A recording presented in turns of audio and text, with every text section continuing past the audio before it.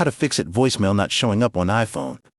If your AT&T voicemail isn't appearing on your iPhone, several troubleshooting steps can help resolve the issue. Verify voicemail setup. Ensure that your voicemail is properly configured. Dial your own number to check if voicemail is active. Restart the phone app, close and reopen the phone app to refresh its functions. Toggle cellular data, disable and then enable cellular data to reset the connection. Disable call forwarding. Ensure call forwarding is off, as it can interfere with voicemail. Update iOS. Check for and install any available iOS updates.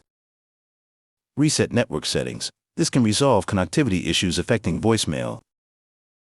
Check carrier settings. Update your carrier settings to ensure compatibility.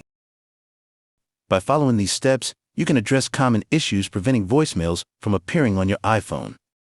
That's it. Thanks for watching.